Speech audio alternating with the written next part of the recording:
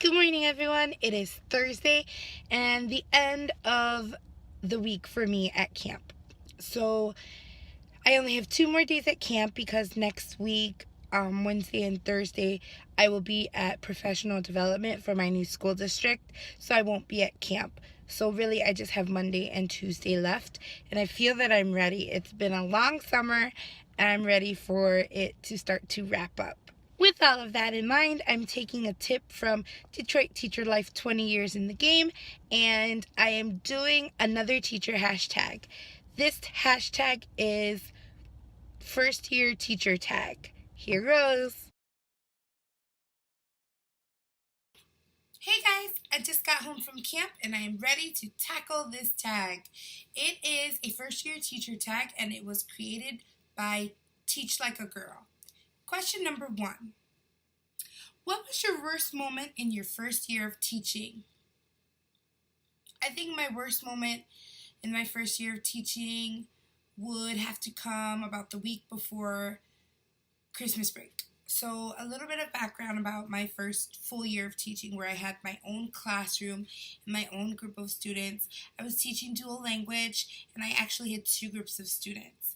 But right before the year started, I had a personal family problem that took my mind away from work and everything else that was going on with my life. It just took precedence.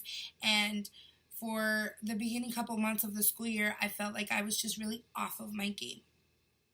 And so the week before Christmas break, we were having a discussion on bullies. And I had just really felt like I was off my game, and my kids were acting a little antsy because of Christmas break, and I had a couple of disparaging words with a couple of their teachers. And so when we were talking about bullying, one of my students said, "Have you ever felt bullied?" And I said yes, and I just broke down and I kind of let it all out. And I really did start crying in front of my students, and my students were just like, okay, whoa, what's going on? They didn't realize that there was a lot of things behind the scenes, but it was just all of the previous month's emotions just came bubbling to the surface, and I needed to step out of my room for a minute to kind of compose myself. So I did get one of my neighbor teachers to step into my room just for a second while I kind of took a sip of water and kind of refreshed myself, and then I came back in more positive than ever. Question number 2. What was your best moment in your first year?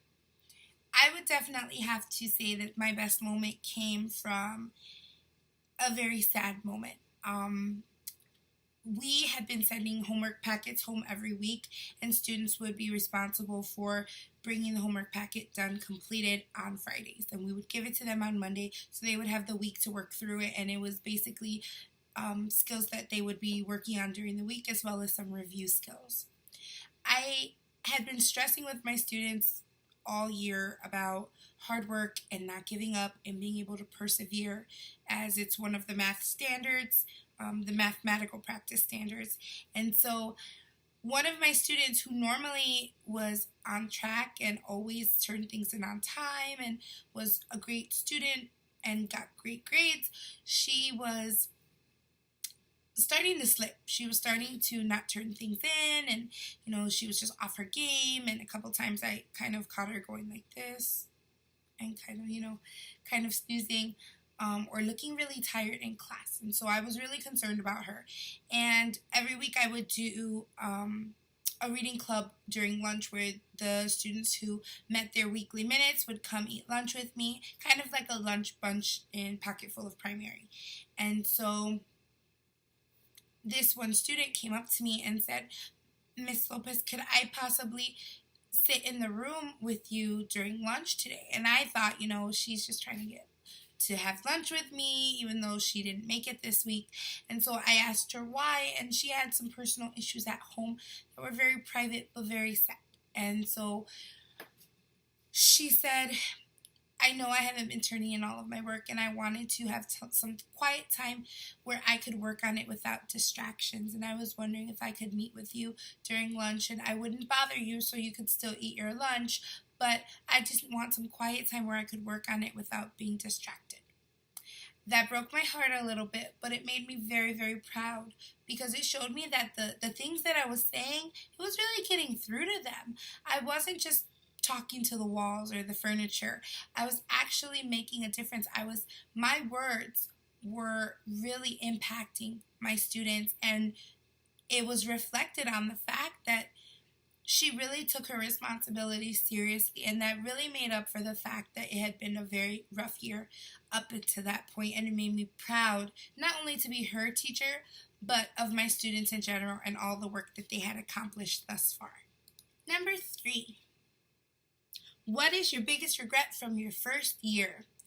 I would say my biggest regret is I didn't ask enough questions. I feel like that first year is really the time to get in there and ask those questions, because the longer you teach, the more they expect you to know, and the more they expect you to be able to figure things out on your own without asking for as much help. And if you haven't had that experience where your team or your administrator is completely welcoming to all your questions and you're still more and more years in the game, more power to you. But from the few years that I've been teaching, every year they expect me to be able to problem solve a little bit more and to be able to figure the answers out on my own. So I wish that in my first year I had asked a lot more questions. I wish that I had not let my pride get in the way to really ask the questions of my mentor and my admin. I feel like that would have made my transition into bilingual education, and even from a small town to a bigger city school district, it would have made that transition a little bit easier for me. Number 4, what is something you wish you knew before you started teaching? Whew, how much time do we have? I feel like there's a lot of things that you just don't learn in college. I feel like they give you the bare bones of it, and a lot of the things that you do to be that exceptional teacher or to be a superior or proficient teacher, you really learn as you go. I wish that before I started teaching, I would have known a lot more about reading interventions and benchmarking assessments. I feel like we touched upon that at my university, but they didn't cover it as much, as in depth as I would have liked, to be better prepared for my students and to provide the best interventions for them right off of the bat. Number 5, what advice would you give to a first year teacher? I would really say don't try to be perfect. I feel like my first year, I really wanted my room to look pretty, and I was really nervous about not knowing the answers, and that made me not want to ask for help or ask any questions that just weren't clear to me. So my biggest piece of advice would be to ask questions. If there's something that you're not familiar with, or you kind of get it, but you still have some clarification questions, please ask them. That's the best way to learn, and the more you learn your first year, the stronger you will be next year. So don't try to be perfect. Just do your best. Know that that's all you can do, and you will get stronger every single day. Just don't give up and try your best. So that's it. I made it through the hashtag. If you have any videos that you would like to see me do or any questions, please like, subscribe, and comment down below. And I will be completing another hashtag sometime this weekend. Thank you for watching. Thank you for coming back to the channel, and have a wonderful night.